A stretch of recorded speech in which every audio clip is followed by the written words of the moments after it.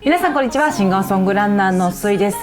アシックスからメタスピードスカイプラスが出て、ベイパーと悩んでますなんてコメントとかもたくさんあったので、今日はそこら辺私の感覚で、もうなんかアウトソールがどうだとか、そういう細かいこととかよりは、私の感覚でどんな感じかっていうのを今日はお伝えしていけたらなと思います。ちょっと歴史的に言うとですね、3年前にこのベイパーフライが出た時ですね、これを履いて2時間57分36秒で初めてのサブスリーを達成しました。でその後にですね、2年後ですね、コロナでちょっと大会なかなか出られなかったので、2年後の大会大阪国際で2時間57分31秒、5秒をねこれで短くなりましてですね、今回の長野ですね、4月に走りました長野でこれ2時間57分59秒か、この辺はなので全部この3足で2時間57分で走ることができたシューズでございます。でその感覚とかもお伝えしていきたいと思うんですけど、でそして最近出たこのメタスピードスカイプラスですね、この感覚どうだったのとかね、気になっている方いらっしゃると思うのでお伝えしていきたいなと思います。まずじゃあこの先にね、もう一番みんなが今気になっているところですね。私この履いた感覚めちゃくちゃ良かったです。めちゃくちゃ良かったし、何を思い出したかっていうと、初めの頃のことは3年前に、履いたですねベイパーフライですね。でベイパーフライがこの間に入ってこない理由としてはですね、アッパー素材が変わって私はフィットしなくなっちゃったんですよ。アルファフライをご存知の方は多いと思います。もうすごくバネもあってですね、ピュンピュンピュンピュン行くので、このシューズが出た時に履いたらもう3キロも5キロも10キロもハーフも、もう見事に自己ベストをどんどん更新していったんですけども、で結果今のところこの全てのシューズの中でこのシューズでアルファフライで走った結果が一番いいんですけど、自分の体的にはもっといけたはずっていう感覚の練習はしてたんですよ。このベイパーを履いた時はサブスリーできるかなできないかな、59分でギリギリいけたら超ラッキーぐらいでいけと思ってたのに57分で走れた、その実力以上が出たという感覚だったんですけど、アルファフライで、今年の大阪国際を走った時は正直55分は切れる体を作っていったつもりでしたし、感覚もあったんですけども、やっぱりね30キロ以降ちょっと失速、よくこれでフルマラソン走ったねって言われてたんですけど、やっぱりねちょっとどうしても後半失速があったんですよ。でそれですね、それで1月の大阪国際走った2ヶ月後に、名古屋国際マラソン、これをメインレースとして行こうと思った時に、シューズ本当はですねあの時良かった感覚のベイパーを履こうと思ったんですけども、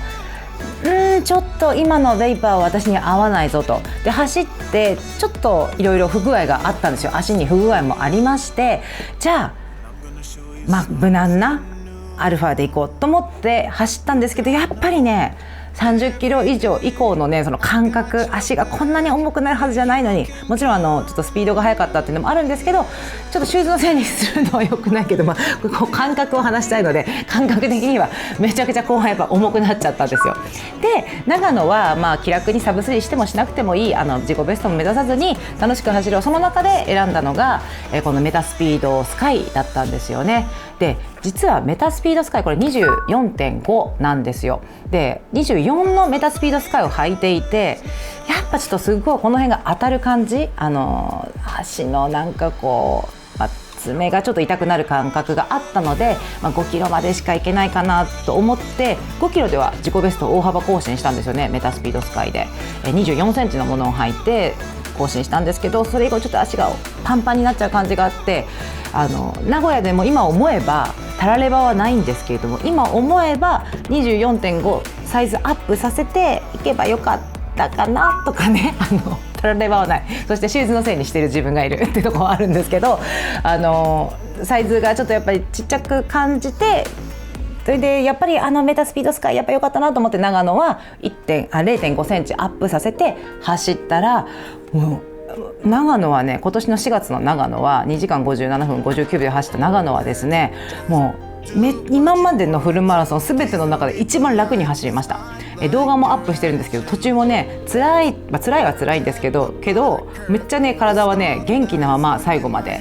ゴールすることができたんですよね。でこのシューズは初めから楽をさせては別にくれなかったんですけど、ずっと安定してイーブンでいい感じで走れたという感触です。でそれがベイパーはいつも以上にいける、それが続いた感覚があったので、このシューズめちゃくちゃ気に入ってたんですけど、このメタスピードスカイプラスはすごく感覚的に当初のベイパーに近いって私は思っていて、これでちょっとフルマラソン走ってみたいっていうワクワク感が今あります。で裏とかね見てみると、こんな感じなんですよね。アウトソールの話はしないなんて言いながらも気になるところだと思うので、アウトソールはねベイパーよりはある感じです。でもねベイパーの方が多分ちょっと分厚いかな。このアウトソールこんな感じですね。で前のメタスピードスカイプラスになる前は結構ねアウトソールもっと広かったですよね。こんな感じで違う靴ですね。でこの靴の感覚、メタスピードスカイの方がいいって言ってる方も中にはいらっしゃいます。それってやっぱりこの反発した時のちょっとこっちの硬いんですよ。やっぱりこのメタスピードスカイプラスはかなりここの反発力が柔らかい感じですね。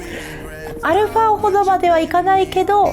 グイーンってね反発してくれる感覚がありまして、なので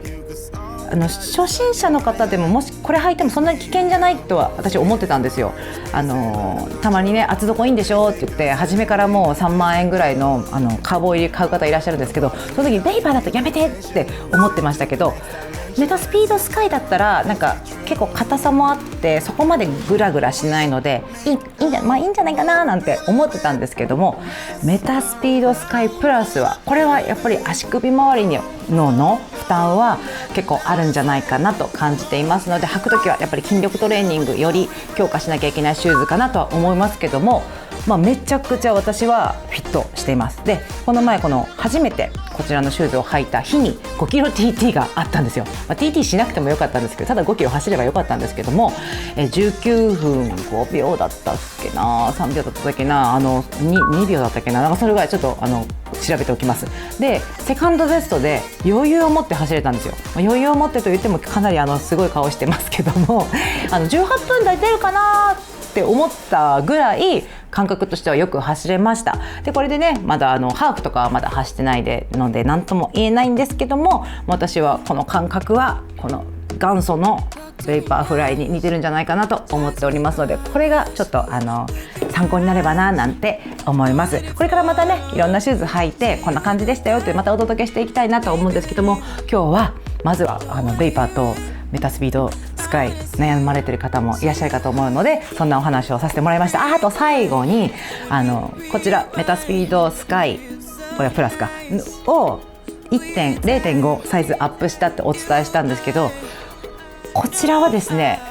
私は24センチなんですけど24センチでちょうど良かったです。ワンサイズアップが必要なかったです。だからアッパーの感覚がメタスピードスカイとメタスピードスカイプラスはちょっと全然違う感覚がありましたので、お近くでね試し履きできる方は一回試し履きしてサイズ感とか選んでもらえたらと思います。サイズ感私の中では結構違うと思いました。はい、なのでこれは24センチで OK だった。だけどこれだけは 24.5 にアップしないと履けないっていう感じでしたというところでございました。ということで、またうたらんチャンネルでランニングを楽しんでいきましょう。こういったねシューズとかのおかげで楽しく走れてる部分ありますので、こんな感じのお勉強もね一緒にしていけたらなと思います。それではまたね、バイバイ。